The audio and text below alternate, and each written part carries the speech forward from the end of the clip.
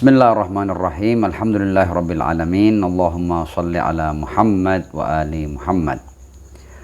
Berjumpa kembali dalam program Obras, obrolan rasional santai bersama Al-Qurba TV.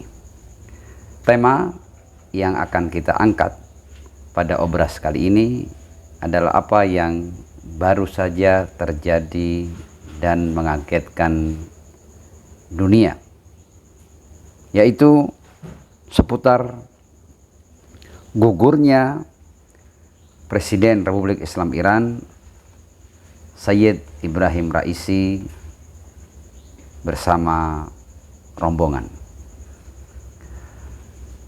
Kita menyaksikan dan mendengar bahwa ketika berita jatuhnya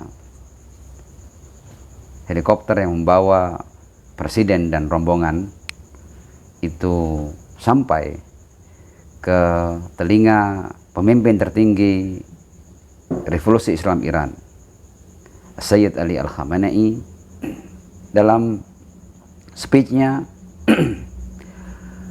beliau menegaskan bahwa ada sebuah berita yang membuat kita semua bersedih.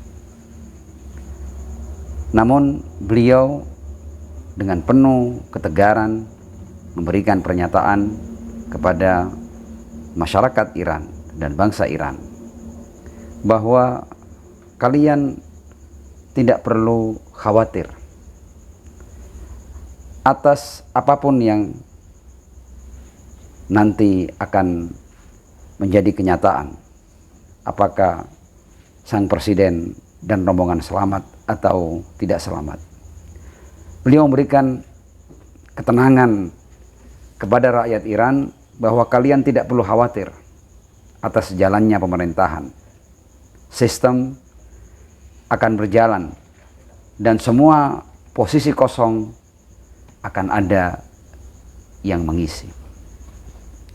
Kita melihat negara Republik Islam Iran adalah sebuah negara yang telah menjalani dan mengalami berbagai macam ujian dan cobaan besar. Dimulai dari wafatnya pemimpin tertinggi Revolusi Islam Iran, Al-Imam Al-Khomeini, Qaddasallahu ta'ala sirruhu syarif. Kemudian adanya perang yang dipaksakan selama 8 tahun. Presiden pertama yang membelot, pengganti presiden yang diteror. Kita melihat ada banyak pejabat tinggi Iran yang gugur dalam aksi teror. Tapi negara ini bak gunung yang kokoh, badai apapun yang menimpanya, sepertinya negara ini tetap tegar dan tetap kuat. Dan semua fungsi berjalan sebagaimana mestinya. Kita dalam tema ini kedatangan tamu yang sudah tidak asing bagi pemirsa Al-Qurba TV, Dr. Sayyid Mohsin Labib. Ahlan wa sahlan Ustaz. Di awal saya ucapkan kepada antum bela sungkawa, inna lillahi wa inna ilaihi rajiun, dan juga kepada seluruh pemirsa Al-Qurba TV atas peristiwa yang menyedihkan yang terjadi pada Presiden Republik Islam Iran Sayyid Ibrahim Raisi dalam kecelakaan helikopter. Di awal saya akan bertanya kepada antum, kira-kira apa komentar antum pertama atas terjadinya peristiwa ini? Ya, bismillahirrahmanirrahim. Tentu kita sebagaimana negara-negara dan bangsa-bangsa lain yang semuanya silih berganti, bahkan sebelum dipastikan wafat, banyak negara tidak hanya di sekitar negara-negara tetangga Iran yang jauh sekalipun, semuanya menyampaikan prihatin, simpati atas apa yang dialami oleh helikopter yang mengangkut 9 orang, yang utama adalah Presiden Iran Ibrahim Raisi, Menteri Luar Negeri Abdullahian, Gubernur Azerbaijan Timur, kemudian Imam Jumat. Imam Jumat di sana itu posisinya bukan imam Jumat di sebuah masjid, tapi dia otomatis pemegang otoritas keagamaan tertinggi di Tabriz, di satu provinsi, ya, setingkat gubernur tapi dalam otoritas kultural, intelektual, keagamaan. Jadi kalau di provinsi itu ada gubernur, itu berarti dia punya otoritas administrasi. Biasanya ada panglima militer, ya, Pangdam. Dia yang punya otoritas terhadap keamanan. Kemudian ada Kapolda, dia penanggung jawab ketertiban. Dan ada satu lagi otoritas keagamaan yang juga posisinya setara dengan gubernur. Nah, di situ juga ada Ayatollah Hashimi yang merupakan anggota Dewan Ahli. Nah, nanti mungkin kita perlu sedikit bicara tentang Dewan Ahli, ya, bagaimana sih struktur Iran terkait dengan suksesi tadi. Kemudian juga ada seorang ajudan presiden, Brigadir Jenderal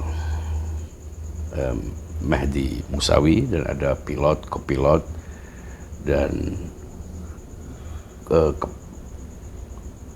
pelayan atau pemimpin kru, ya, pesawat. Masalah mungkin itu yang teknisi pesawat, ya. Nah, negara-negara yang semuanya menyatakan bela sungkawa ini, mulai dari Arab Saudi yang sudah hubungannya sangat baik, tidak hanya prihatin tapi juga menawarkan jasa apa yang bisa dilakukan untuk membantu pencarian. Bahkan Presiden Rusia Putin mendatangi kedutaan besar Iran dan menyampaikan bela sungkawa, rasa prihatin, dan siap untuk membantu. Bahkan katanya mengirimkan teknisi-teknisi ahli-ahli untuk melakukan pencarian. Turki, negara-negara di Teluk Qatar, Emirat, Oman, bahkan Jordan, dan banyak negara yang cukup prihatin. Artinya peristiwa tragedi helikopter yang mengangkut presiden dan rombongan ini disambut dengan duka cita. Bahkan Dewan Keamanan PBB, Majelis Umumnya melakukan mengheningkan cipta, gitu, berhenti sejenak untuk mengenang gugurnya Presiden Iran Ibrahim Raisi dan Menteri Luar Negeri Hussein Abdullahian. Kita tentu sebagai bagian dari bangsa-bangsa besar di dunia yang juga ikut prihatin. Selain juga kalau kita ini lihatnya dari banyak aspek tentunya. Pertama, kita sebagai sesama Muslim. Kalau ada orang Muslim dan Muslim ini punya pengaruh yang besar di antara kita pasti merasa kehilangan. Kita menyampaikan bela sungkawa, kita nyelawat, bahkan kita ikut mendoakannya. Selain itu, kita juga sebagai bangsa Indonesia yang punya hubungan baik dengan bangsa Iran. Negara Indonesia cukup lama menjalin hubungan bilateral dengan Iran dalam berbagai macam sektor dan level. Juga menyampaikan, pemerintah Indonesia juga melalui Presiden dan Wakil Presiden sudah menyampaikan duka cita atas wafat bahkan sebelum itu sudah menyampaikan keprihatinan atas tragedi helikopter ini. Kemudian dari satu aspek karena kita juga dipertemukan oleh semangat yang sama, mendukung perjuangan perlawanan terhadap hegemoni, imperialisme, neokolonialisme, Zionisme, kapitalisme, rasisme. Itu juga kita merasa bahwa Raisi memang seorang presiden bagi sebuah negara. Dia adalah pemimpin eksekutif di sebuah pemerintahan, di sebuah bangsa, pemimpin sebuah bangsa. Dan itu tentu bagi bangsa Iran adalah duka ganda. Kita bisa membayangkan bagaimana seorang yang diagung-agungkan, persis sebagaimana kita kehilangan presiden-presiden seperti Habibie waktu wafat, kita juga semua berduka. Karena kita merasa dia punya jasa, jejak-jejaknya sangat besar bagi bangsa ini. Nah, rakyat Iran juga berduka atas itu. Tapi kita, bagaimana kita melihat Iran di bawah Raisi benar-benar mampu memainkan peran yang sentral. Bahkan kasus Palestina ini nyaris terlupakan sebetulnya. Sebelum serangan badai Aqsa itu nyaris terlupakan. Orang sudah mulai melecehkan. Kita sering juga mendengarkan bagaimana di media sosial orang-orang yang secara terang-terangan membangun narasi, meremehkan, mengajak kita untuk melupakan Palestina. Dan negara-negara Arab sebagian sudah mulai bermain mata, bahkan sebagian sudah melakukan normalisasi hubungan, ada yang mulai membicarakan tentang upaya-upaya untuk menjalin hubungan dan seterusnya. Nyaris Palestina terlupakan. Bahkan sebagian pemimpin Palestina juga sudah mulai putus asa.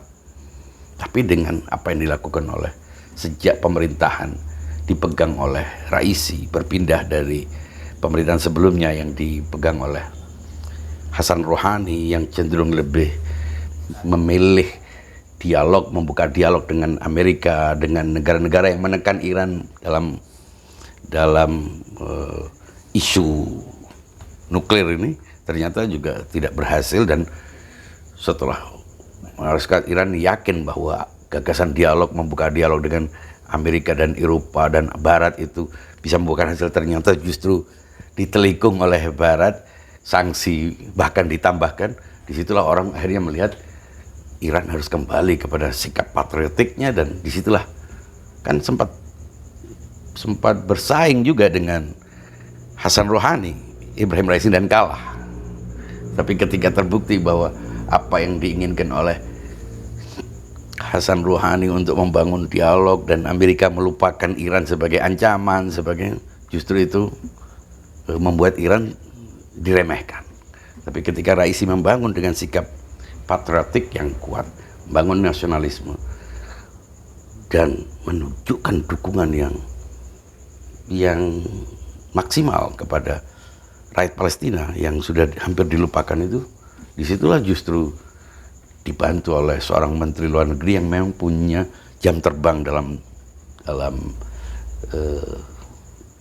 kiprah diplomatiknya, juga punya visi bagaimana menghilangkan sakwa sangka atau kecurigaan-kecurigaan negara-negara sekitar, dan itu mampu dibangun. Justru akhirnya Iran hadir sebagai ikon perlawanan terhadap kezaliman, terhadap penjajahan, terhadap Zionisme. Kalau kita lihat beberapa bulan terakhir ini kan mulai muncul, selama ini Iran yang digambarkan oleh media begitu. Ya, persoalan Syiah diangkatlah, ini bagaimana caranya sampai Iran itu sebagai negara terisolir dari dunia Islam. Selain juga menghadapi tekanan-tekanan dari Barat, juga Syiah sendiri dipisahkan dari umat Islam. Tapi dengan sikap Iran yang all out, ketika negara-negara Arab justru lupa, ini justru yang bukan Arab, bahkan bukan semadhab, tapi memberikan dukungan secara nyata. Dan ketika Israel yang begitu kelihatan dikdaya negara paling kuat, dan Iran melakukan pembalasan sebagaimana yang disampaikan, dinyatakan, orang akhirnya mau menerima fakta bahwa sudah tidak bisa lagi kita bernarasi Iran itu begini dan begitu, dengan semua mazhabnya yang berbeda. Meskipun dia bukan negara Arab, meskipun mungkin orang tidak banyak tahu tentang pandangan-pandangan yang terlanjur sudah ditutup oleh pandangan, oleh opini-opini stereotip. Akhirnya orang menerima bahwa kita harus menerima fakta bahwa Iran adalah perintis dalam perlawanan terhadap kezaliman yang direpresentasi oleh Zionisme. Atas dasar itulah kita juga harus merasa kehilangan. Kita prihatin kepergian seorang pemimpin, apapun etniknya, apapun negaranya. Persis sebagaimana juga kita kehilangan Nelson Mandela. Kita mendukung perjuangannya.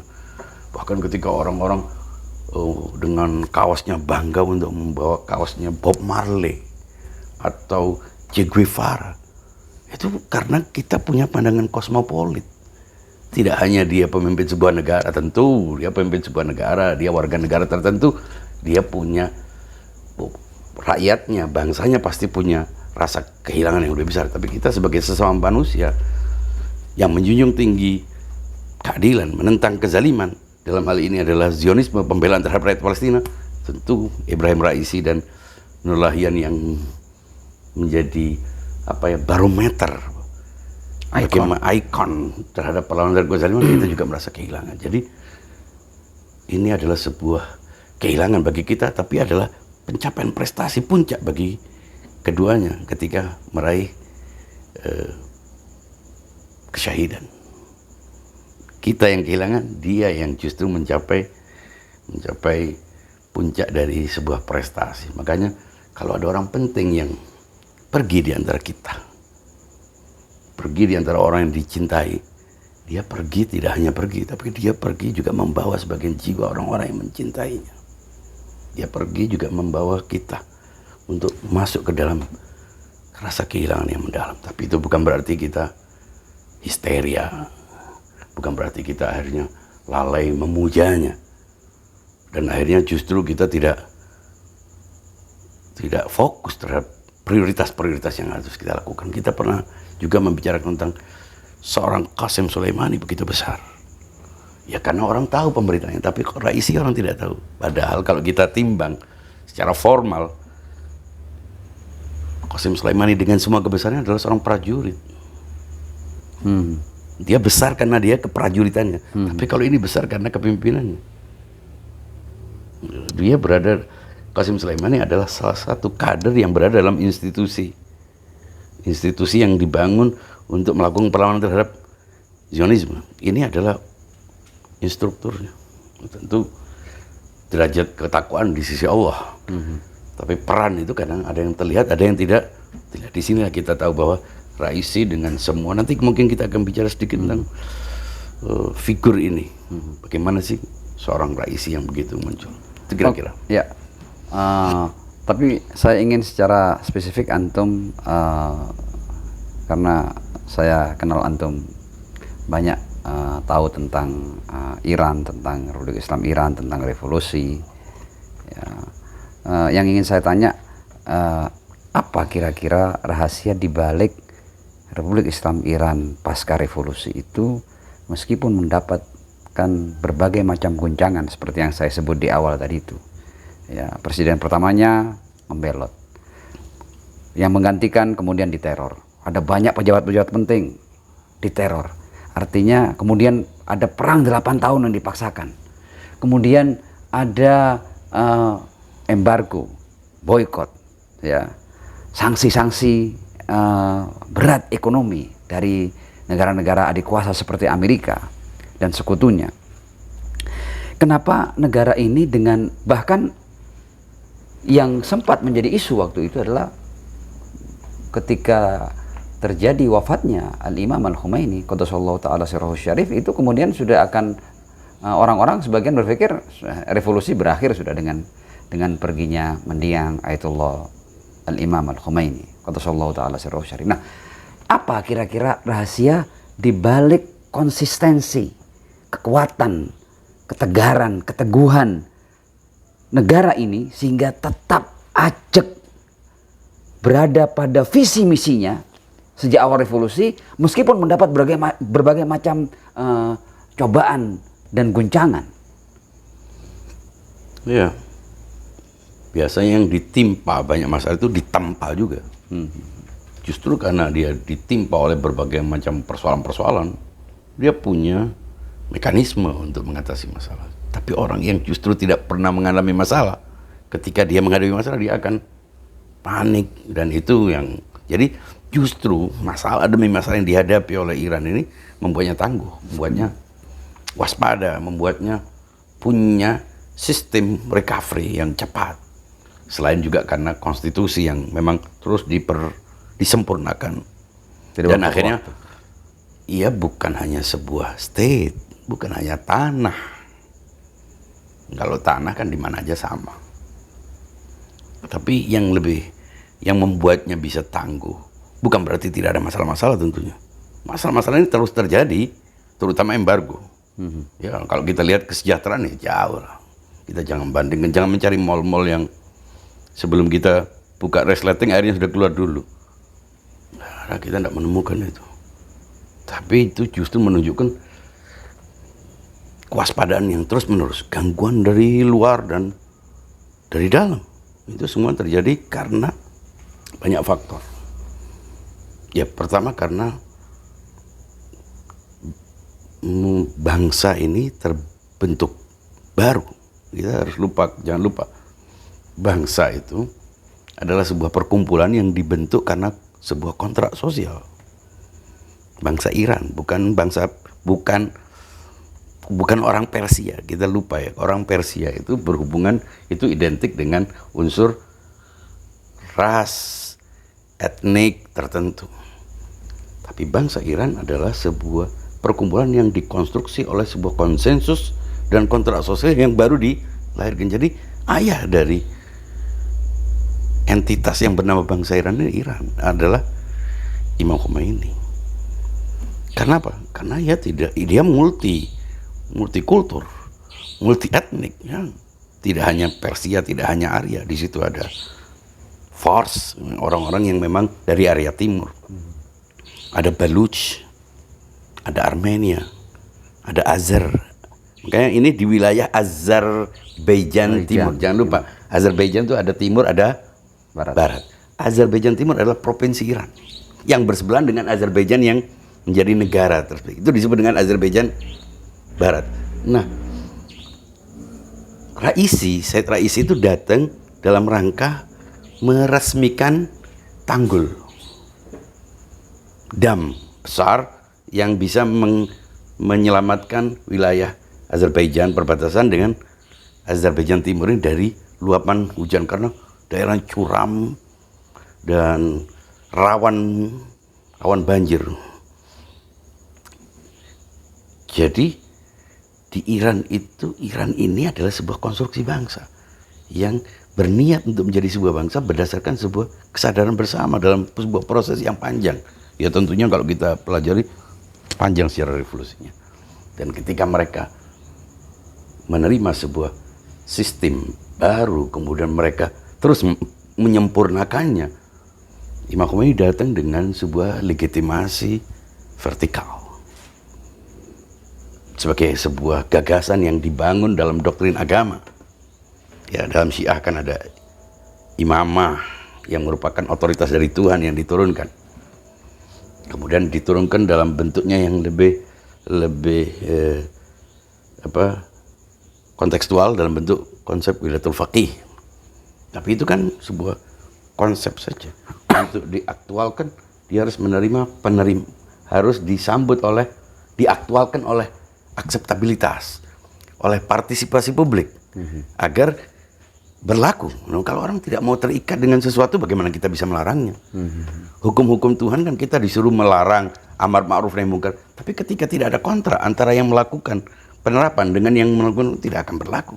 Disitulah Imam Khomeini menawarkan sebuah proses referendum agar mereka sadar untuk membentuknya. Disitulah muncul sebuah proses persis sebagaimana kita bicarakan ini pada tanggal 20 Mei kita juga punya Hari Kebangkitan Nasional. Itu artinya kesadaran untuk membangun sebuah eksistensi bangsa.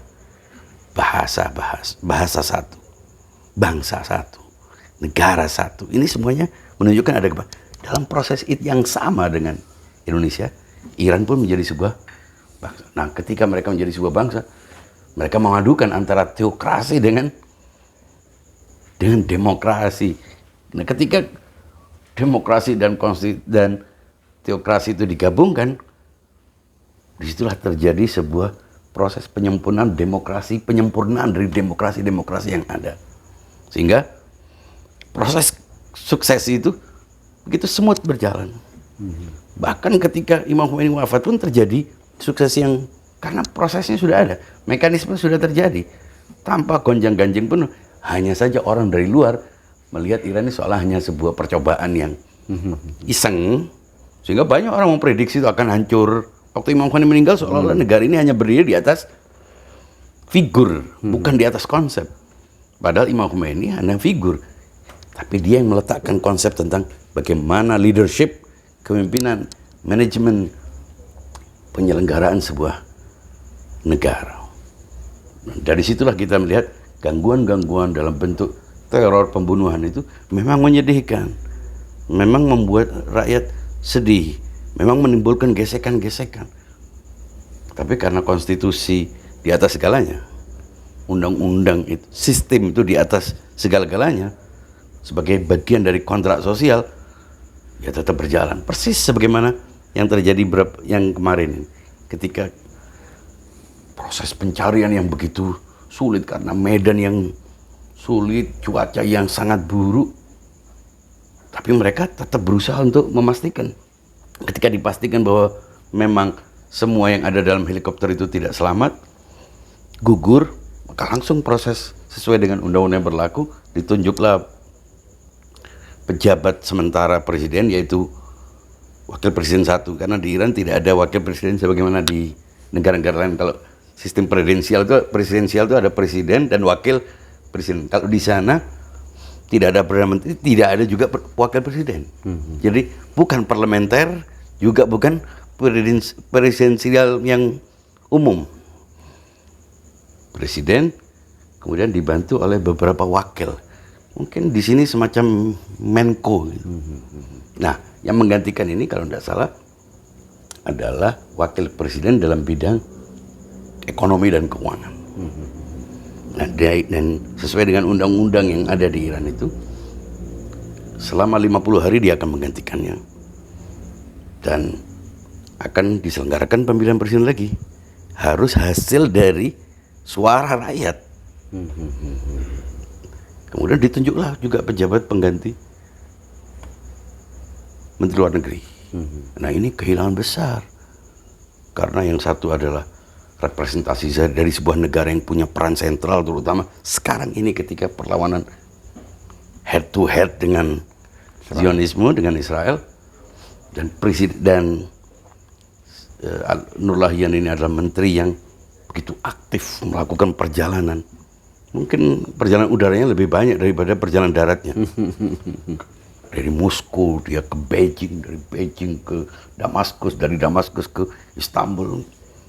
Begitu aktif, sehingga peran dua orang ini secara geopolitik sangat besar. Dan karena itu, kita bagaimana bisa melihat Ibrahim Raisi waktu membawa foto poster Qasim Soleimani dan menuntut Amerika dan mengecam itu, membawa Al-Quran juga dalam sidang umum PBB itu kan sesuatu yang tidak dilakukan oleh pemimpin manapun. Bagaimana dia konsisten untuk melakukan menunjukkan kebanggaannya sebagai sebuah negara, kehormatan sebagai sebuah negara.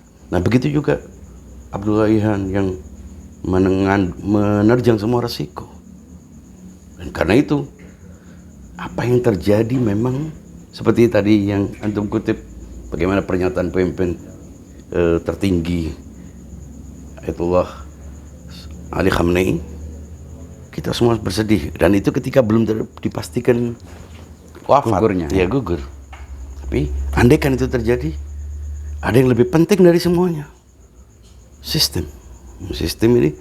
Nah, ini ya di mana kita tahu bahwa sebuah bangsa yang besar itu tidak bergantung pada figur. Figur diperlukan, tapi tidak bergantung kepada figur. Bahkan ini juga terjadi kepada Rasulullah SAW yang begitu besar, tapi orang tidak boleh karena Rasulullah wafat kemudian kita lupa tugas. wa ma Muhammadun illa rasul qad khalat min qablihi rusul afa immata aw qutila inqalabtum ala aqabikum. Artinya wafat atau terbunuh itu sebuah proses sunnatullah dengan semua sebab-sebabnya. Tapi itu tidak boleh membuat kita lupakan prinsip-prinsip yang harus kita jalan, tujuan-tujuan, target-target, visi dan misi yang harus menjadi tanggung jawab kita untuk merealisasikan. Nah, saya kira dalam konteks itulah suksesi terjadi. Berduka 5 hari, tapi bukan berarti ada waktu 1 menit jeda kosong dari seorang pemimpin.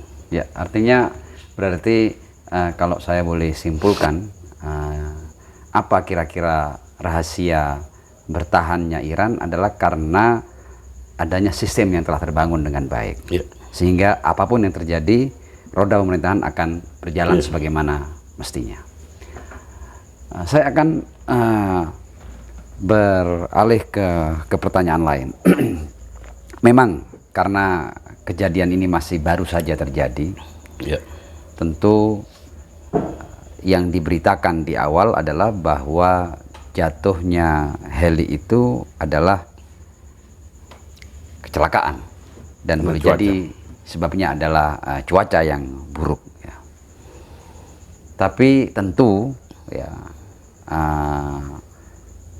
boleh jadi hasilnya akan dipastikan setelah investigasi.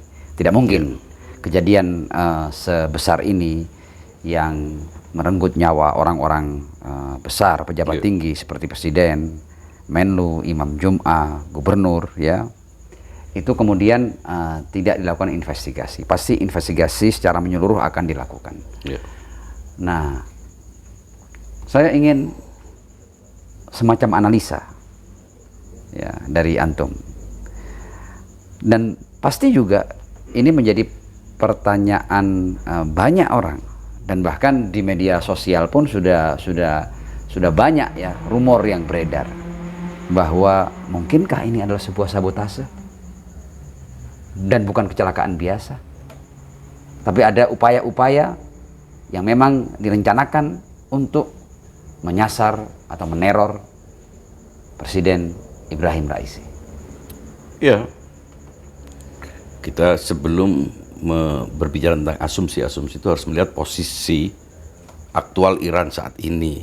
Kan Iran itu memang mengambil sikap, mengambil pandangan kebijakan politik yang berbasis pada resistensi terhadap Zionisme, hegemoni dan seterusnya, dan itu ada konsekuensinya. Ya, tekanan ekonomi, tekanan keamanan, tekanan apapun politik itu pasti. Nah, dalam konteks itu kita memang tidak bisa mengabaikan asumsi-asumsi apapun, sekecil apapun, ketika kita melihat sebuah peristiwa yang tidak diinginkan. Makanya ada faktor asumsi-asumsi terkait dengan faktor-faktor alamiah. Ada juga asumsi yang berkaitan dengan faktor-faktor yang tidak natural. Nah, kalau faktor alamiah adalah sesuatu yang tak terhindarkan, ya, misalnya seperti tadi cuaca yang sangat buruk, dan itu yang saat ini yang terkonfirmasi. Ya. Dan memang faktanya seperti itu. Iya, wilayah yang berat, medan yang berat, selain pegunungan juga hutan lebat. Dan ditambah dengan hujan yang sangat deras. Jadi kabur, pandangan itu bisa dipastikan terjadi. Faktor internal kedua, ya medan yang sulit tadi itu. Selain cuaca, medan yang sulit. Dan yang ketiga adalah kesalahan teknis terkait dengan perangkat pesawat dan lain sebagainya. Kalau yang ketiga ini juga ada kemungkinan, karena pesawat, kita tahu Iran itu dalam posisi yang diembargo. Jadi untuk belanja pesawat, spare part itu tidak mudah. Dan kita tidak bisa juga mengabaikan, jangan-jangan memang karena ada kerusakan-kerusakan yang tidak bisa diprediksi, meskipun biasanya itu juga sulit untuk diterima. Mengapa? Karena ini penerbangan yang dilakukan oleh seorang presiden. Penerbangan biasa saja pasti dipastikan Check and recheck. Ya. Kemudian kalau faktor kesalahan manusia, pilot itu juga sangat kecil, karena pilot, apalagi pilot yang membawa presiden yang menjadi incaran atau punya musuh banyak negaranya, itu pasti pilot yang punya jam terbang yang tidak diragukan, kemampuan, keahlian dan seterusnya. Tapi berbicara tentang faktor non natural, sabotase misalnya, itu juga meskipun sejauh ini belum ada indikasi, tapi kita tidak bisa memastikan. Makanya Israel sebelum dipastikan wafat Presiden Iran Raisi dan rombongan, Israel sudah menafikan ada kaitannya dengan, dia tidak terlibat. ya dia pasti begitu. Nah, orang menafsirkan ini, kenapa dia menafikan? Boleh jadi memang karena dia tahu bahwa dia punya masalah dengan Iran sebelumnya, konflik. Atau boleh jadi dia justru melakukan itu, biasanya ada orang yang tidak ditanya, justru bukan saja loh. Akhirnya orang malah tanya, loh, kok ada apa tiba-tiba kamu bilang bukan saya? Jangan-jangan kamu gitu. Bisa jadi itu. Belum ada tuduhan kepadamu. Iya, belum ada yang menuduh. Nah, faktor-faktor ini juga tidak bisa diabaikan, apalagi rasa ingin tahu orang biasanya berusaha untuk mencari faktor-faktor ini gitu. Mengapa? Ya, kita bisa tahu yang paling membahagiakan, yang paling bahagia atas wafatnya Raisi tentu Netanyahu dan Israel, ya, rezim Zionis Israel itu kita tidak bisa menafikan pasti. Nah, entah kegembiraan itu karena ikut atau karena dia merancang, kita juga tidak tahu, dan kita tidak bisa memastikan, apalagi kan setelah ini akan dilakukan sebuah proses penyelidikan, investigasi yang begitu maksimal, baru kemudian akan diketahui. Dan sebagaimana juga kita sadar bahwa posisi Iran ini akan selalu menjadi target, maka saya kira tidak berlebihan kalau kita juga memberi 1% atau sekian untuk asumsi yang paling akhir ini. Meskipun demikian, kita tetap lebih mengutamakan faktor cuaca dan medan ketimbang, meskipun ada sedikit kemungkinan boleh jadi pesawat, tapi rasanya boleh jadi karena perangkat pesawat, spare part atau alat, tapi biasanya kan dipastikan dulu sebelum keberangkatan.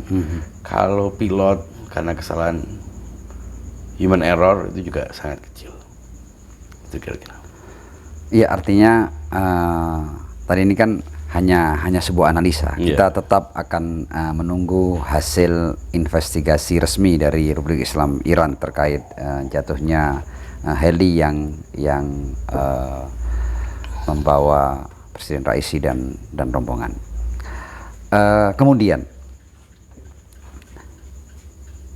Iran adalah negara yang menjadi ikon, ya, perlawanan terhadap rezim penjajah Israel. Dan perlawanan ini sudah sampai pada titik yang hampir maksimal kalau kita lihat apa yang sedang terjadi sekarang ini.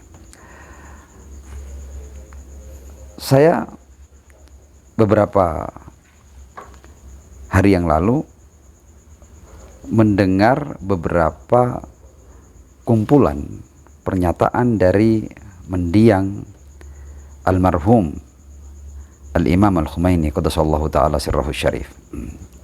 Dan dalam pernyataan itu jauh-jauh hari Al-Imam Al-Khomeini sudah menjadikan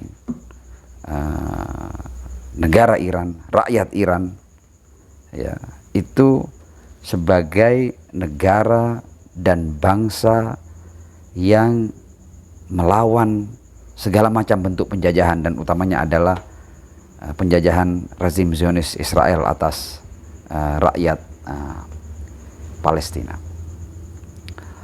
Dan bahkan sepertinya almarhum Al-Imam Al-Khumaini qaddasallahu ta'ala sirruhu syarif ini mempunyai mata tajam yang mampu melihat apa yang akan terjadi di masa depan. Saya kutipkan saja untuk kemudian akan kita kaitkan dengan gugurnya Said Ibrahim Raisi yang dia tampil juga sebagai ikon perlawanan terhadap rezim Zionis ini. Al-Imam Khumaini menegaskan bahwa salah satu tujuan kebangkitan dan perjuangan kami adalah, tegas-tegas beliau mengatakan, lenyapnya entitas penjajah Israel. Artinya ucapan ini sudah disampaikan 30 tahun yang lalu. Kemudian beliau menegaskan mereka, maksudnya kekuatan-kekuatan yang mendukung eksistensi Israel, tidak akan pernah bisa mempertahankan sebuah kebusukan bernama Israel. Israel tidak akan pernah bisa menjadi manusia sehingga kami perlu berpikir untuk menjalin hubungan dengannya. Sampai sejauh itu ya Muhammad ini. Bila Israel, lanjut beliau, mencelupkan ujung jarinya pada lautan, maka seluruhnya akan menjadi najis. Bila umat Islam beranggapan bahwa Amerika akan berbuat sesuatu untuk mereka, maka mereka telah melakukan kesalahan dan selamanya akan terhina. Sepertinya apa yang diucapkan ini terjadi semuanya. Kemudian Imam ini menyapa masyarakat Islam dengan kalimat yang seperti ini. Kalian juga tidak boleh percaya pada berbagai lembaga internasional yang didirikan atas nama hak-hak manusia akan berbuat sesuatu demi kemaslahatan bangsa-bangsa. Dan kalian juga jangan pernah percaya bahwa penentangan lembaga-lembaga internasional itu akan berpengaruh pada penghentian berbagai kejahatan. Bahkan waktu itu Imam Khumaini sudah memakai kata-kata genosida. Ya, akan berpengaruh pada penghentian berbagai kejahatan dan genosida yang dilakukan oleh Israel dan yang sepertinya. Bila semua lembaga internasional itu tidak bisa berbuat apa-apa, bahkan terkadang justru mendukung beragam kejahatan rezim Zionis, lalu kepada siapa seharusnya kalian mengadukan permasalahan? Kalau kalian tidak bangkit dan mandiri untuk melakukan perlawanan terhadap rezim haram Israel ini. Kemudian Imam ini bertanya, apakah jumlah kalian sedikit? Apakah kekayaan kalian sedikit? Apakah sumber-sumber minyak kalian tidak berarti? Pada hakikatnya, kalian memiliki segala fasilitas dan kekayaan. Namun,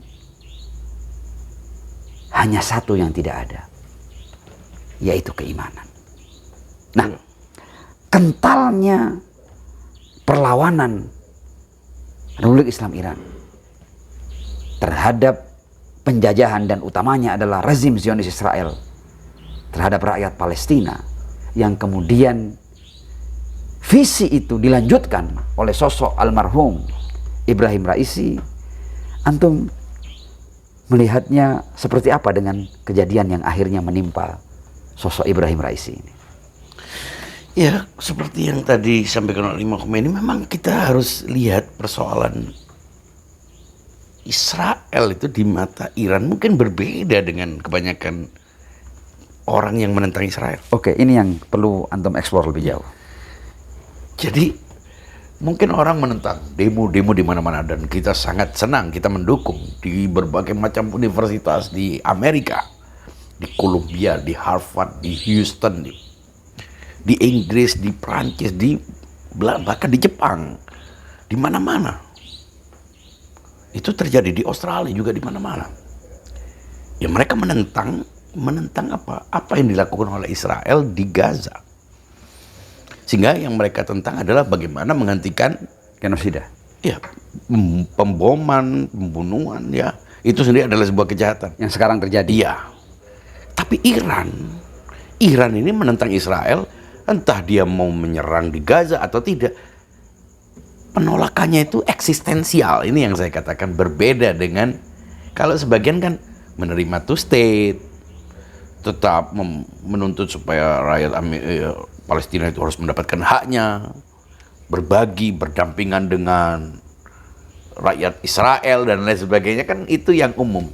Ini yang dimana Iran itu punya visi berbeda tentang Israel. Jadi perkara rakyat Palestina mendukung atau tidak mendukung, membuka hubungan dengan Israel atau tidak, ini bukan persoalan Palestina semata, tapi persoalan eksistensi Zionisme dan Israel. Beda. Ada yang mendukung Palestina saja, tapi juga menerima Israel. Ada yang memang mendukung Palestina, tapi yang lebih penting dari itu menentang Israel. Tidak semua orang menentang Israel. Mendukung Palestina ya. Ya banyak orang. Kita menyesalkan, kita mengecam genosida, pembunuhan ya. Tapi apakah dia menentang eksistensi Israel? Ini yang saya maksud. Mengapa menentang? Karena hanya yang punya iman. Ini persoalan faith, persoalan iman, dan itu dibangun tidak hanya karena melihat fakta-fakta. Setelah melihat fakta, ada videonya baru mengecam. Itu tetap bagus. Orang terdorong oleh humanity. Tapi Iran jauh sebelum Israel melakukan apa yang dilakukan. Itu karena memang penjajahan, kezaliman, kalau tidak ditentang, dia akan menjadi bagian dari itu. Dan karena tidak ingin menjadi bagian dari sistem kezaliman, tidak ingin menjadi bagian dari Zionisme, dari imperialisme, dari penjajahan, mereka harus menentangnya. Jadi penentangan ini tidak hanya bersifat politis, tidak hanya bersifat diplomatik, tidak hanya bersifat taktik, strategis, tapi bersifat eksistensial. Sehingga kalau tidak melakukan penentangan itu, hilang apa yang dibangun oleh Imam Khomeini. Itulah kenapa seorang Raisi, meskipun dia mungkin diisolir, mungkin tidak bisa melakukan perbaikan ekonomi dalam tanda petik kesejahteraan. Kan biasanya orang menjadi presiden itu menjanjikan apa, kesejahteraan lah, makan gratis lah, pendidikan inilah, pendidikan kan gitu. Raisi realistis.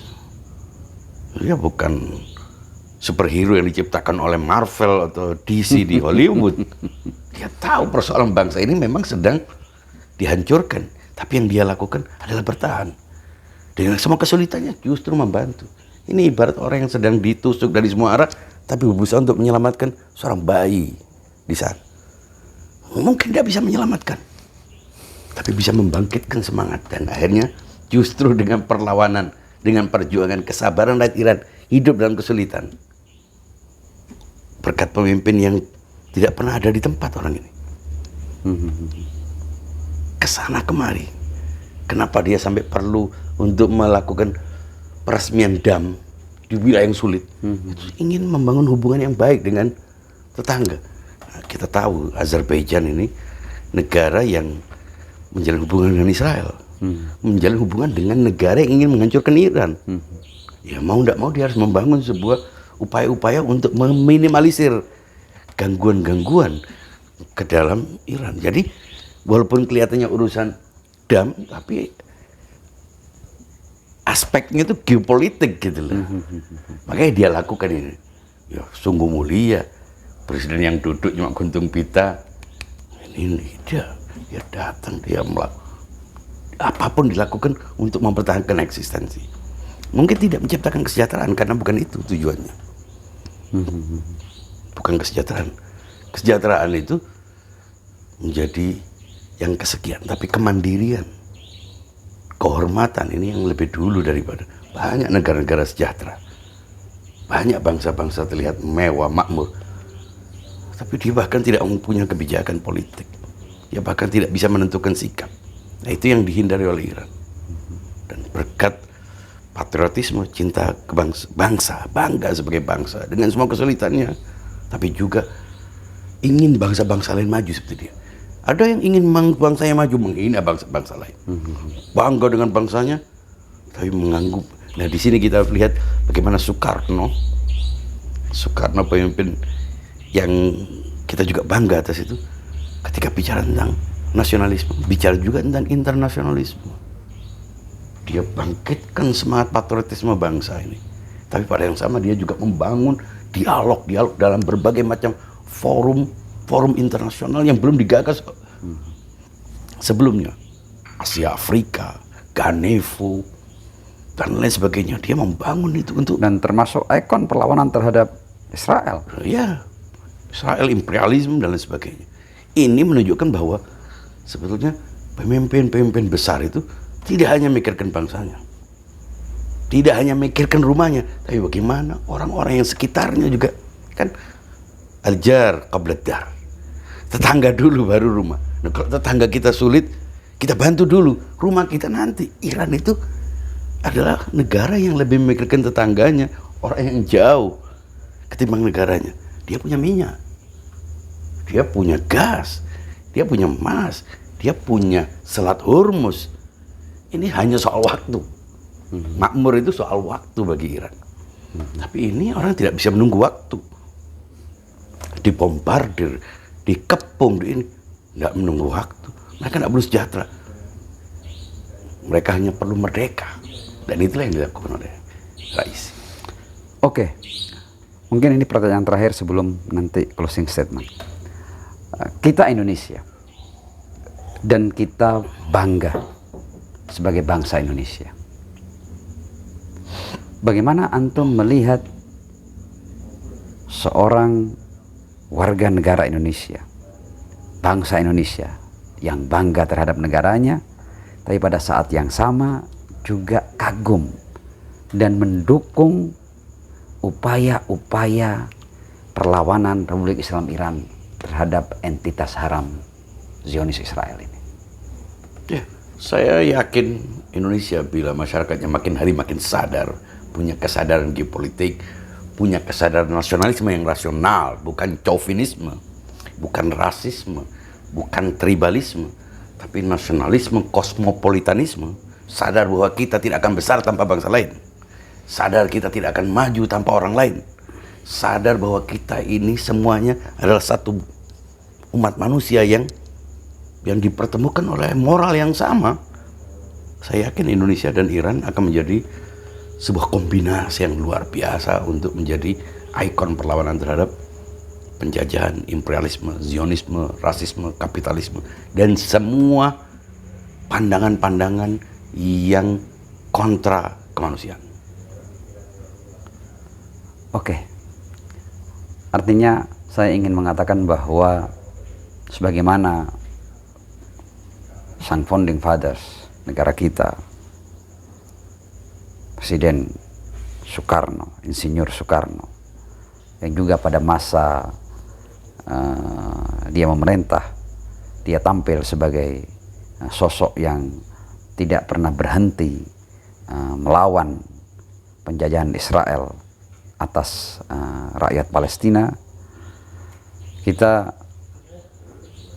selain kita kehilangan sosok seperti Bung Karno, pada masa ini kita juga kehilangan sosok seperti Raisi yang juga merupakan ikon perlawanan terhadap rezim penjajah Israel. Sekali lagi di bagian akhir ini saya ucapkan kepada antum dan kepada seluruh pemirsa bela sungkawa yang sedalam-dalamnya karena kehilangan sosok yang tidak hanya memikirkan nasib bangsanya, tapi juga memikirkan nasib bangsa lain yang sedang dijajah.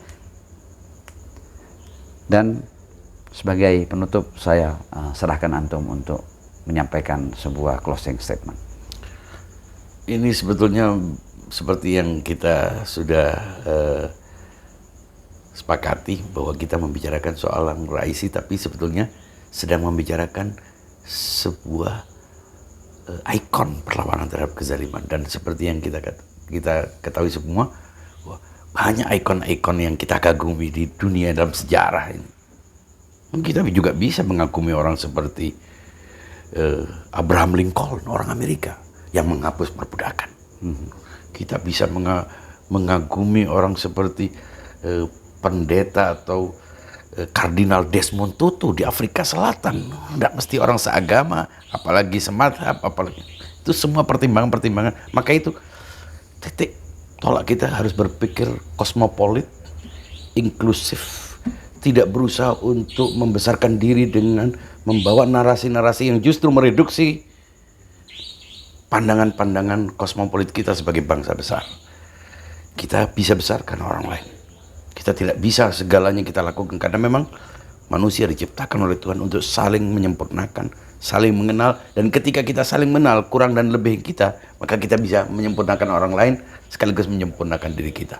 Nah, dalam konteks itulah Hari Kebangkitan Nasional menjadi penting sebagai momen untuk melakukan evaluasi. Untuk tidak hanya dengan jargon-jargon NKRI semata, Pancasila hanya menjadi sebuah kata, tapi harus dihadirkan dalam bentuk pandangan, gagasan, konten-konten, narasi yang benar-benar menghadirkan bahwa kita adalah sebuah bangsa yang besar justru karena keragaman. Justru pelangi itu indah karena keragamannya, dan itu adalah bukti bahwa Allah Subhanahu wa taala menciptakan kita dengan keragaman ini. Terciptalah sebuah orkestra indah yang kita bisa saling memperkuat. Iran dengan semua ciri khasnya, kita melihatnya sebagai bangsa lain yang kita hormati, dan saya yakin Iran juga akan melihat Indonesia bila kita juga mengalami musibah. Waktu peristiwa tsunami, Iran juga mengirimkan bantuan-bantuan dokter. Artinya semua manusia itu betul-betul mengharukan ketika kita menghadapi masalah yang sama. Kita akan lupakan semua persoalan-persoalan. Alangkah lebih baiknya bila kita makin sadar kita tidak sendiri, kita bangga, tapi kita juga menghormati bangsa-bangsa lain. Itulah internasionalisme sebagai pasangan dari nasionalisme. Terima kasih Dr. Muhsin Labib atas berbagai macam pencerahan dan masukan yang antum berikan pada obras kali ini. Saya akan tutup obras kali ini dengan sebuah kalimat yang disampaikan oleh salah satu lulusan terbaik sekolah etika atau madrasah akhlak Rasulullah Shallallahu Alaihi Wasallam. Dia adalah Al-Imam Ali bin Abi Thalib alaihi salam. Dan seandainya satu kalimat ini dipakai oleh umat manusia, maka di dunia tidak akan ada kemiskinan, tidak akan ada penjajahan, tidak akan ada hegemoni, tidak akan ada arogansi, dan tidak ada semua yang buruk-buruk yang membuat kehidupan di dunia ini tidak sedap untuk dipandang. Ucapan beliau sederhana, bila dia bukan saudaramu seagama, dia adalah saudaramu sesama manusia. Azamallahu ujurana wa ujurakum. Assalamualaikum warahmatullahi wabarakatuh. Sampai jumpa pada obras berikutnya.